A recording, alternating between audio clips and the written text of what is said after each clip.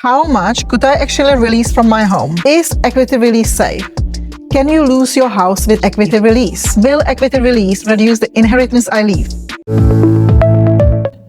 If you are over 55, own your home, and a lot of your wealth is tied up in property, equity release may already be on your radar. And if it is, you may be asking the same questions many other people ask too. Is it safe? How does it work? Can I still move house? What happens to inheritance? And is it even the right option in the first place? Quick note before we get stuck into the detail. At Heathcote Financial Planning, our whole job is helping you move from "I hope it will be alright" to genuine confidence and a plan for your future. We're independent and chartered, which means we search the whole market and bring 25 plus years of experience to your corner. Whether it's investing, pensions, mortgages, or protecting your family or business, we build a plan around you, not around products. If that sounds like the kind of support you have been missing, there is a link in the show notes where you can book a no-obligation chat. We know this is a sensitive subject, and for many people it can feel quite scary at first. When you are making decisions involving your home, your later life, and what you may leave behind, it's completely natural to feel cautious. Hi, I'm Vera from Heathcote Financial Planning. So today I am joined by Steve Heathcote, Chartered Financial Advisor, and together we are going to answer some of the questions our clients ask most about equity release, clearly, calmly, and in plain English. Steve helps people navigate later life borrowing and financial planning. So these are real questions based on real conversations. Steve, thanks for joining me. My pleasure, Vera. Let's start at the beginning. What is equity release and how does it work? In simple terms, equity release is a way of unlocking some of the money tied up in your home while you continue to live there. Now, in the UK, when most people say equity release, they're usually talking about a lifetime mortgage. That's a loan secured against your home, and it's usually repaid later, typically when the last borrower dies or moves into long-term care. The reason people look at it usually because they have a problem they're trying to solve. They may be living in a valuable home, but still feel pressure around income, mortgage payments, home improvements, or helping family members. Some of the attraction is obvious. Money is tied up in the home and they want to access some of it without moving out. They are asset rich, cash poor. So for most people, it's not about selling the house and moving out. No, with a lifetime mortgage, you still own the property and you still live in it. But this is where it's important to slow down, because the solution is not just releasing money from the house. The real solution is working out whether this is the right way to solve the problem of obtaining cash you've got. And I think that's the first big misunderstanding, isn't it? People hear the phrase and immediately worry they are somehow signing their house away. Exactly. And that's why getting clear on the basics early matters. And once people understand that, the next question usually becomes, what's the difference between equity release and a lifetime mortgage? A lifetime mortgage is actually a type of equity release. So equity release is the broad umbrella term. Under that umbrella, the main options are lifetime mortgages and home reversion plans. But by far the most common one people mean today is lifetime mortgage. But as the one, you still borrow the money against the home and own it. Exactly. With home reversion, you sell part or all your home in exchange for cash while you keep the right to live there.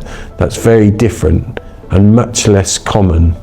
The problem is that people often use the term as if they mean exactly the same thing, and that can create confusion very early on. The solution is to be precise, because once you understand that most modern conversations are really about lifetime mortgages, it becomes much easier to compare the right options. So when most clients ask us about equity release, they are really asking about lifetime mortgages. That's usually the case, yes. So once someone understands that, the next thing they want to know is usually whether they are even old enough. So can you get equity release at 55? Often, yes. For many lifetime mortgages, 55 is usually the starting point, but it's important not to oversimplify that. Being 55 doesn't automatically mean every lender or every product will be available to you. You should think how long your life expectancy is and the compounding interest it would create taking money that early out of the property without making repayments. So age opens the door, but it doesn't guarantee the outcome. That's exactly right. Lenders also look at the property, whether it's your main residence, whether there's any existing mortgages or other secured loans, and whether the case fits their criteria overall. And if it's a joint application, the youngest applicant's age is usually what matters. The problem is that people often hear 55 plus and assume that means you're definitely eligible. The solution is to see age as the starting point, not the whole answer. That catches people out sometimes, doesn't it? It does. People often assume the older person's age drives the case, but usually it's the youngest applicant that affects eligibility and how much may be available. Once people qualify, naturally the next question is, how much could I actually release from my home? That depends on a few things, mainly your age, the value of your home, the type of plan, and in some cases, health or lifestyle details, if enhanced terms apply. Generally speaking, the older you are, the more you may be able to release as a percentage of the property value. And I imagine this is where people can get a bit excited by the headline number. Yes, and that's understandable, but it's also where more caution matters.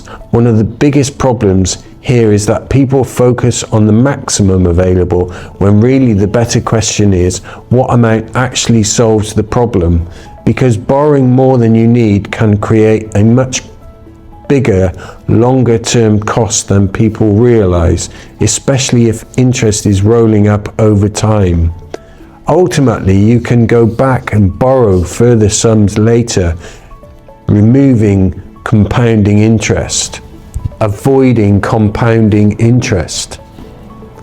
So the solution is not to chase the biggest figure, it's to work backwards from your need.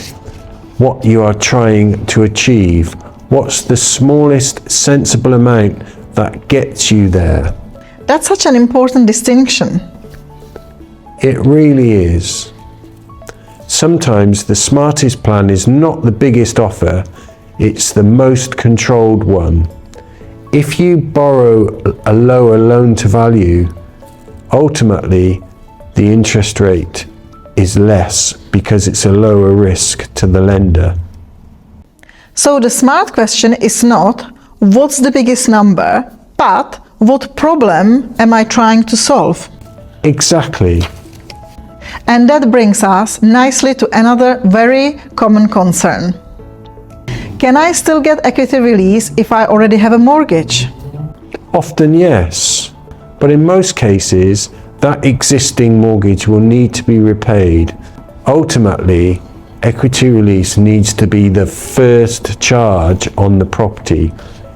So that's either before completion or as part of the money released. So some people may think, great, I can release this much, but actually part of the money is already spoken for. That's right. And this is a real life pressure moment for people. Sometimes they come to this conversation because an existing mortgage is becoming stressful, or the term is ending, or they're worried about affordability later on.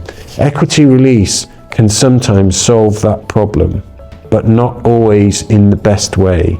The solution is to look carefully at the numbers and ask, is this the right product for the job, or would another later life borrowing option work better? Perhaps there will be lower interest rates, easier exit terms. There's a lot to think about. So again, this is why proper advice matters, because you need the real picture, not just the marketing version. Exactly. It's about understanding what lands in real life. Now, once people start hearing words like debt, loan, later life borrowing, this is usually where the worry kicks in. Is equity release safe? It can be safe when it's suitable, properly explained and arranged correctly. This is a regulated area in the UK and there are important protections in place. But I think the better question is not just, is it safe? It's it right for me? Sometimes people focus on the promise of releasing cash without fully understanding the long-term costs, the trade-offs, or the alternatives. The solution is proper advice, clear explanation and comparison, not just whether you can do it, but whether you should. Yes, because something can be legitimate and still not be the best fit for that person. Exactly. A good advisor shouldn't just explain the product, they should also help you understand the features and benefits, the alternatives, the long-term costs, and whether the plan genuinely fits your circumstances. What would your family recommend? So safe doesn't mean simple. That's a very good way to put it. And that leads straight into one of the biggest fears people have. Can you lose your house with equity release? What most people really mean is, will I still be able to stay in my home? With plans that meet recognized standards, there is usually a right to remain in the property for life, or until you move into permanent long-term care, provided the terms are met. There's also usually a no negative equity guarantee on qualifying plans, which means the debt shouldn't exceed the value of the home when it's sold. That sounds reassuring. But I know you would still say people should be careful with the details. Absolutely. Because this is often the biggest fear most people carry into the conversation. The good news is that there are protections, but the solution is not to rely on reassuring phrases alone. The solution is to make sure the arrangement is suitable from the outset and that you understand the conditions that apply. The property normally needs to remain your main residence and the advice needs to be right from the start. So yes, there are safeguards, but this is still a major financial decision. And once people start thinking long term, two more worries tend to come up quite quickly. Will equity release affect my benefits? Yes, it can. If you release money from your home and that becomes available as cash or capital, it may affect means-tested benefits or support depending on your circumstances. And that's what one person can easily miss, because they think, well, it's my money from my house, so surely that changes nothing. Exactly, and that's the problem. People sometimes make the decision emotionally first and only ask about benefits afterwards. The better solution is to check this up front before anything is arranged, because once cash is released, the position can change and HMRC don't give you a second chance. So this is definitely not something to guess and not something to leave until the end. Definitely not something to assume. Not at all. And hand in hand with benefits, there is another emotional question people ask all of the time. Will equity release reduce the inheritance I leave? In many cases, yes. If you take out a lifetime mortgage, the loan plus interest that builds up will usually be repaid from the sale of the property later on. That can reduce the value of your estate. And I think this is where people can feel quite torn, because they may genuinely need help now, but they also want to leave something for family. That's exactly right. For many families, this is one of the hardest parts of the conversation. It's not just financial, it's emotional. And the solution is not to pretend there's no trade-off. The solution is to understand the trade-off properly and decide whether the benefit now is worth the impact later. Sometimes the answer may be yes, sometimes it may not. And in some cases, there may be ways to reduce the impact by borrowing less, structuring it differently, cash releases for instance, or considering an alternative route altogether. So it's about going in with open eyes. Exactly. Clearly and honestly. Which brings us to one final practical question people often ask before they move forward. Can I move house or downsize if I already have equity release? Often yes, but it depends on the property and the lender. Many plans are portable, which means the lifetime mortgage may be moved to another property subject to the lender approving the property as suitable security. So possible, but never something to assume. Exactly. And the problem here is that people sometimes choose a plan for today without thinking carefully enough about what life may look like in 5 or 10 years down the line. Make sure it's flexible to suit your circumstances. The solution is to build future flexibility into the conversation right at the start. If moving later is even a possibility, that needs to be part of the recommendation. Because the right solution should work not just for your life now, but for where life may take you later. Because in reality, people's plans change. They do. And in some cases, once people step back and look at the bigger picture, they realize equity release may not actually be the best answer. Downsizing, a retirement interest-only mortgage, or another property approach may suit them better. And here is a bonus question. Is equity release irreversible? That's a very good question, because for a lot of people, equity release can almost feel like crossing a line you cannot uncross, as though once you've done it, there's no way back. And that's not quite the full picture. The real issue is equity release is a major long-term decision, and it can be difficult or expensive to unwind, especially if interest has been building up or if early repayment charges apply. So the problem is not always that it is always completely irreversible in every case. The problem is that people sometimes go into it thinking they'll sort it out later if they change their mind, and that's not a safe mindset. You should always investigate the whole market and look at all the options on the table to make sure you get the best deal that's most suitable for your circumstances. It's not something people should think of, that it's so easy to undo. Exactly. Some plans do offer flexibility. Depending on the product, you may be able to make repayments, repay the loan early, or move the mortgage to another property. Lots of options. But the solution is not to rely on getting out of it later.